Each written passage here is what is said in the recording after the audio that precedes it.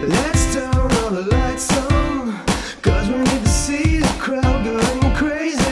My imagination is running wild, is out of control.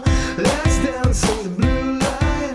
Now I wanna Je pense feel. qu'il y a une dimension historique, c'est-à-dire qu'avant même de parler des risques psychosociaux, on parlait des TMS. C'est un sujet dont se sont emparés d'abord les ergonomes du travail. On a mis à peu près 30-40 ans pour légiférer sur ces sujets, pour comprendre que déjà se répéter pouvait générer une opération du coude, par exemple.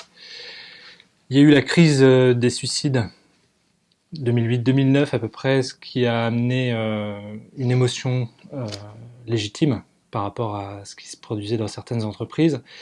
Et là, les pouvoirs publics s'en sont emparés, sous la pression effectivement de l'opinion publique, et on a légiféré très rapidement sur les risques psychosociaux. Aujourd'hui, alors ça reste un sujet quand même assez récent en termes de prise en compte dans les entreprises, même si ça fait 40 ans, 50 ans qu'on travaille sur ces sujets en France, et le corpus de connaissances est quand même très, très mature. Aujourd'hui, on considère que les risques psychosociaux, ça reste une dimension assez anxiogène pour le management notamment, et donc on évolue progressivement vers quelque chose qui rend compte finalement de la problématique, qui est une dialectique entre d'un côté le bien-être au travail et la performance, entre la qualité de vie au travail et la performance. C'est les deux branches d'un même problème qu'on ne peut pas comprendre l'un dissocié de l'autre. Finalement, les risques psychosociaux sont générés par une mauvaise qualité de vie au travail. C'est le lien qu'on peut faire entre les deux. Donc, il n'y a pas de différence fondamentale, c'est juste deux façons d'aborder le sujet.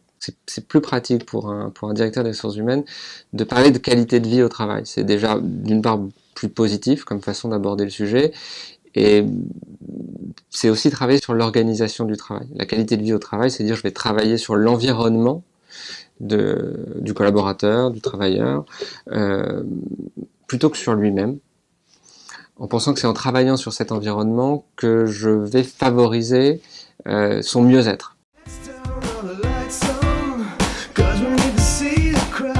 Qualité de vie au travail, non, ça n'est pas un effet de mode. Et je pense qu'il faut être assez ferme là-dessus. C'est d'ailleurs pas non plus un effet de mode que de parler de risque psychosocial. Je crois que l'émergence du débat sur le risque psychosocial, c'est une richesse de notre dialogue social. Il y a plein de pays qui se posent pas la question du bien-être des collaborateurs. Vous avez des entreprises qui, quelque part, n'ont pas eu le choix.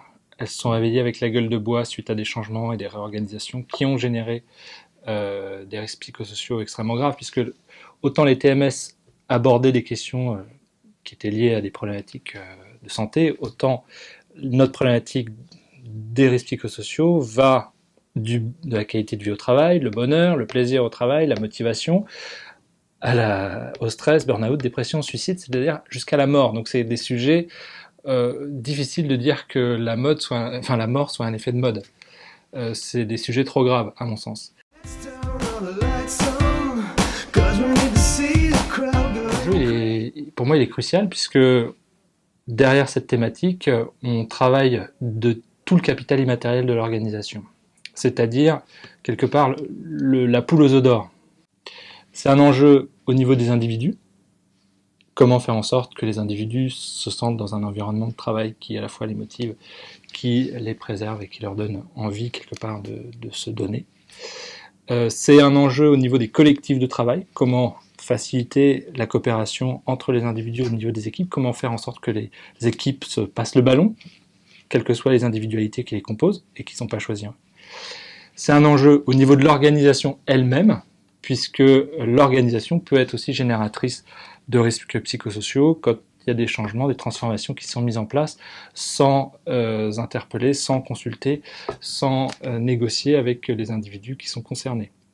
Et c'est enfin un enjeu au niveau de la société, puisque quand tous ces niveaux individus, collectifs, organisations n'ont pas pris la mesure de l'enjeu, c'est la société derrière qui va réceptionner, si j'ose dire, le problème sur le plan juridique, en sanctionnant les comportements déviants, que ce soit au niveau des personnes physiques ou des personnes morales.